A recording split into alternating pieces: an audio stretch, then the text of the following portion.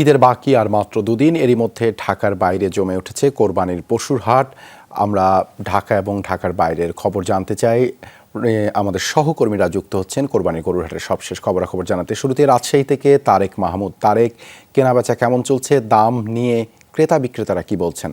Ceylon family ব্লেন্ডের কড়ালিকার আর সতেজ সাদের perfect ব্লেন্ডে স্বপ্নেরা মেলুক টানা। দেবাশিস, দুপুর গড়িয়ে বিকেল গড়িয়ে সন্ধ্যা এবং এখনও কিন্তু বেচাকেনা চলছে। আমি যতটুকু দেখছি রাজশাহীর যে এই তাহিরপুরের হাট, এবং এখন অনেক যারা বিক্রেতা রয়েছে যাদের গরু আসলে বিক্রি হয়নি তারা বাসায় ফেরত নিয়ে যাচ্ছেন, এবং আগামীতে আরও যেহেতু দু একটি হাট রাজশাহীতে আছে সেই হাটে বিক্রি করবেন তাদের এমনটি প্রত্যাশা। এবং সকাল থেকে আসলে আমি হাটে রয়েছি, একদমই জমজমাট ছিল সকাল থেকে রাজশাহীর এই তাহিরপুরের হাট। এবং এই হাটে ছোট বড় মাঝারি সব সাইজের গরু, সব দামের গরু কিন্তু এই হাটে পাওয়া গিয়েছে, দেশি জাতের গরুগুলো।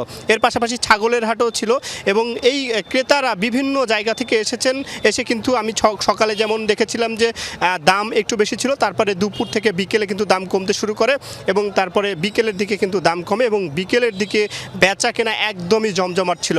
বলা যায় যে এই হাটের প্রায় 70 থেকে 80% পশু কিন্তু 100%-র মধ্যে বিক্রি হয়ে গেছে। আর যে 20 থেকে 30% পশু বিক্রি হয়নি সেগুলো যারা এখানে বিক্রেতারও রয়েছে তারা কিন্তু নিয়ে যাচ্ছেন বাসায়, এবং এখনও পশু আছে কিছু, সেগুলো কিন্তু দাম দর সেটি কিন্তু করছেন।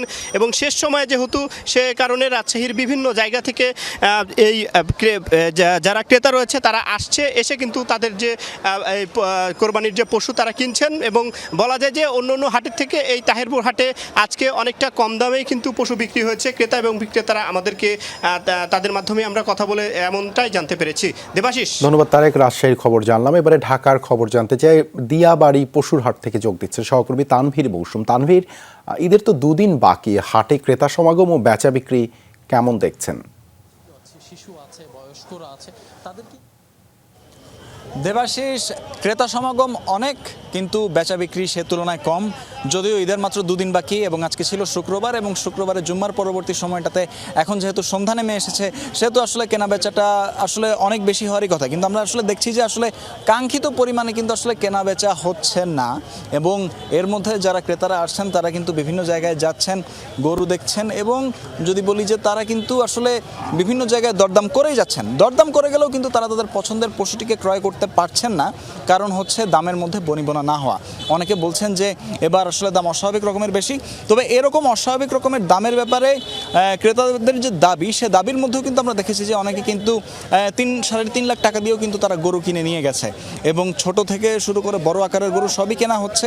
অনেকে যারা গরু বিক্রি করেন তারা কিন্তু বলছেন যে আজকে যদি আসলে কিনতে না পারেন তাহলে কিন্তু পরবর্তীতে অন্যান্য সময় কিন্তু দেখা যাবে যে এই যে বাকি যে দুদিন সময় রয়ে গেছে সেই দুদিনে কিন্তু আসলে গরুর যে দাম, সে দামটি কিন্তু আসলে কমার সম্ভাবনা কম। অনেকে আবার বলছে যে শেষ মুহূর্তে কিন্তু আসলে তাদের দাম, এই শেষ মুহূর্তে এই কুরবানির পশুর দাম কিন্তু নিয়ন্ত্রণে চলে আসতে পারে। সরকারি হিসাব মতে কিন্তু যদি বলি যে এখানে কিন্তু পরবর্তীতে প্রয়োজনের চাইতে কিন্তু অনেক বেশি উদ্বৃত্ত রয়েছে কুরবানির পশুর ক্ষেত্রে। তবে তারপরও আসলে এই যে সামনের যে দুদিন রয়ে গেছে কোরবানির ঈদের, এই দুদিনের মধ্যে হয়তো আমরা দেখতে পাবো যে আসলে কি পরিমাণে বেচা বিক্রি হয়, এবং বেচা বিক্রি হলো সেটি কিন্তু আজকের থেকে আর একটু বেশি হবে বলেই ক্রেতা বিক্রেতা উভয় মনে করছেন। দেবাশিস, ধন্যবাদ তানভীর যুক্ত হবার জন্য।